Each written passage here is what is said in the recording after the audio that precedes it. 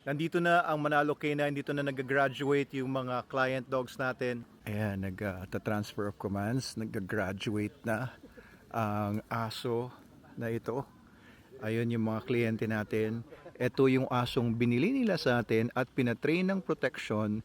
Tinuturuan na sila ng ating senior trainer, si Bogs Bakay. Ito anak ni Kronos yan, yung aso natin.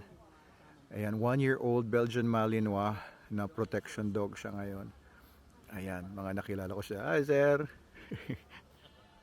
Cavite. Mga tiga Cavite. Ayan. Ano pangalan ng aso nila? Magnus. Ayun, si Magnus. Diba? Ang ganda ngayon ng setting natin kapag magpapatrain kayo ng mga aso. Dito na po yung graduation. Tapos dito, ayan, pwedeng ganapin dito sa pavilion natin yung graduation. Kung gusto ninyo po pag mag-graduate yung aso ninyo, maglagay din tayo ng mga balloons na ganyan, mga tables and chairs, catering. Kung gusto niyo video, okay. Ayan, pwede nyo nang gawing family affair at malaking bonggang-bonggang graduation. Yung graduation ng aso ninyo pagka magpapatrain kayo dito sa Manalo K9. And of course, may enjoy nyo po yung buong resort. Yan, pagkatapos ng graduation ng aso nyo, pwede kayo mag-swimming with your family dito sa big pool natin, and meron dong kiddie pool, yung jacuzzi pool natin. Ay, napakaganda po dito, guys. Doon sa kabila yung jacuzzi pool. Ayan, oh. Ganda ng panahon ngayon. Kaya saan pa kayo? Magpa-train na kayo sa Manalo K9. Manalo Resort Hotel is just beside yung Manalo K9 Dog School. Nandun lang sa kabila. So kung gusto niyo bisitahin yung mga dogs ninyo dito while they are in training, naka-board sila dito, pwede kayong bumisita. Kahit everyday kayo bumisita sa aso ninyo or gusto niyo weekly lang, magstay lang po kayo dito. By few days, magiging ready na rin yung mga hotel rooms natin. Pwede na kayo dito mag-overnight or mag-few days stay doon sa ating hotel room. We have a 12-room hotel room na may 2 double beds and sariling CR and aircon.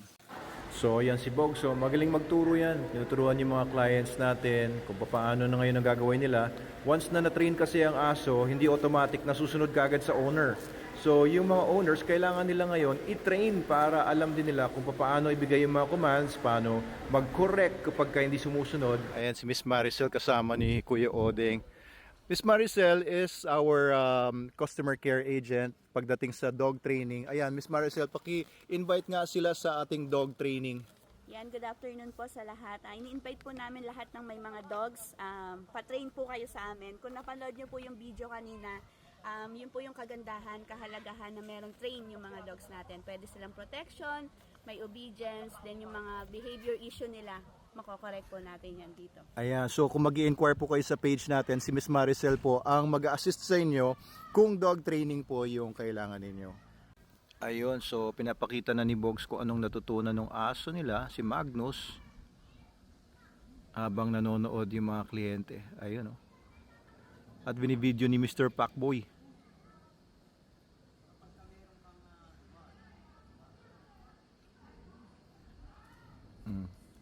Ang tikas ng asong to.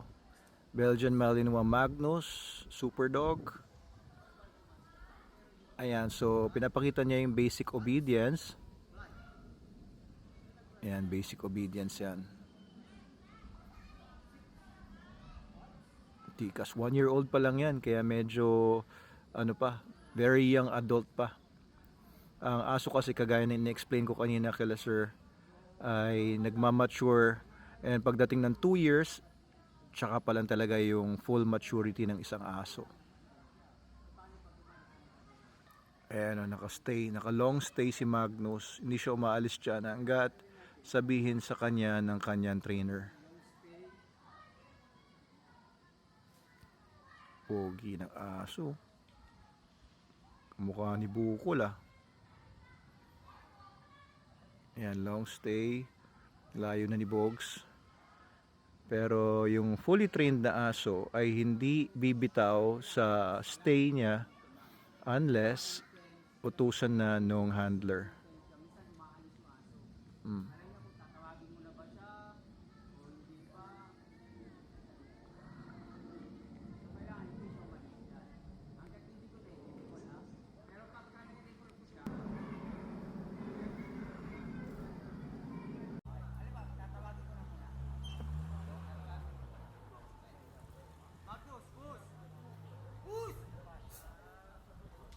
Yun, galing.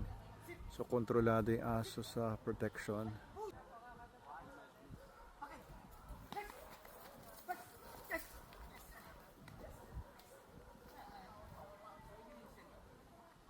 Galing. Alright, so that's protection work, bite work. Yung Magnus, 1-year-old, no, habang tumatanda yung aso na tinitraining siya na ganyan, mas mapupulido pa yan, mas gagaling pa yung aso. Bata pa yan. Bata pa yan si Magnus. Kakamali pa. Yan. Pero that's okay. Under training pa naman itong si Magnus.